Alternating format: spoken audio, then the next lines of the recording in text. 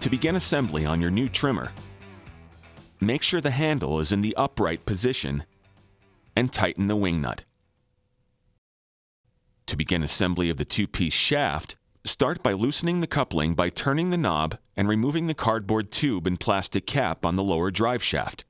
Position the locking release button of the attachment into the guide recess of the coupling. Push the attachment into the coupling until the locking release button snaps into the primary locking hole. Tighten the knob securely. Remove the wing nut. Install the trimmer guard on the fitting of the shaft and secure it with the wing nut. Most Poulan Pro trimmers are equipped with a two-stroke engine that must always be run using a mixture of gasoline and two-stroke oil. When mixing fuel, even small inaccuracies can drastically affect the ratio of the mixture.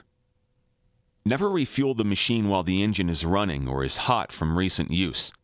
And always make sure your fueling area has plenty of ventilation. After refueling, move the machine at least 10 feet from the refueling point before starting it. Never start the machine if you have spilled fuel on the machine.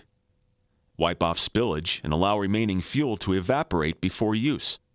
Never start the machine if you have spilled fuel on yourself or your clothes. Because all engines equipped with catalytic converters must be run on unleaded fuel mixtures, it's important you choose good quality unleaded gasoline.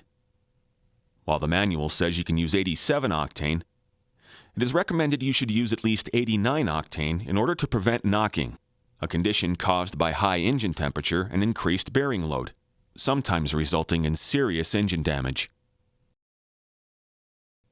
For best results, use Poulan Pro brand two-stroke engine oil. This oil is specifically formulated for our two-stroke engines. All Poulan Pro products use a 40-to-1 mix, which means 3.2 ounces of oil are used to 1 gallon of gas. Poulan Pro two-stroke oil comes in convenient bottles that are easily added to 1 gallon of gas with no measuring required. Never use two-stroke oil intended for water-cooled engines such as TCW3, sometimes referred to as outboard oil. Never attempt to mix the oil with the fuel in the gas tank on the unit. Always mix gasoline and oil in a clean container intended for fuel. Start by filling half the amount of the gasoline to be used. Then, add the entire amount of two-stroke oil. Shake the fuel mixture for at least 10 to 15 seconds. Add the remaining amount of gasoline and reshake for 10 to 15 additional seconds. Next, untwist and remove the fuel cap.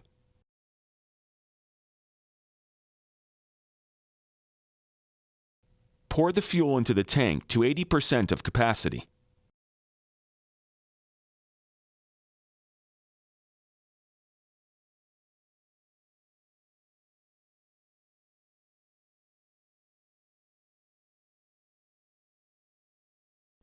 When finished, tighten the fuel cap securely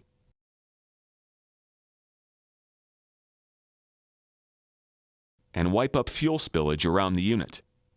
Do not mix more than 1 month's supply of fuel at a time. If the machine is going to be stored for an extended length of time, the fuel tank should be emptied and cleaned.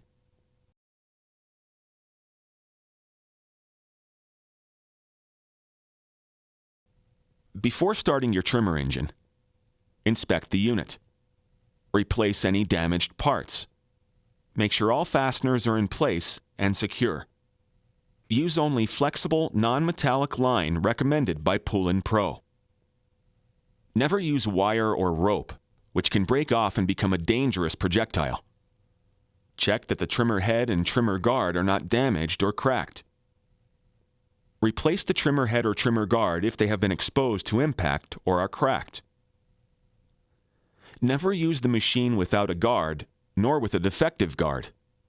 An unbalanced trimmer head produces heavy vibrations that may damage the machine.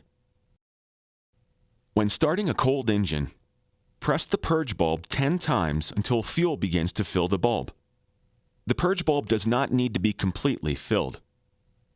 Move the red engine choke lever to the full choke position. When starting the engine, Hold the body of the machine on the ground using your left hand. Do not use your foot. Squeeze the throttle trigger. Firmly grip the starter rope handle with your right hand. Slowly pull the cord until you feel some resistance. Then, quickly and powerfully pull the cord about 12 to 14 inches. Do not pull the starter cord all the way out, and do not let go of the starter handle when the cord is fully extended. This can damage the machine. Never wrap the starter cord around your hand when starting the engine.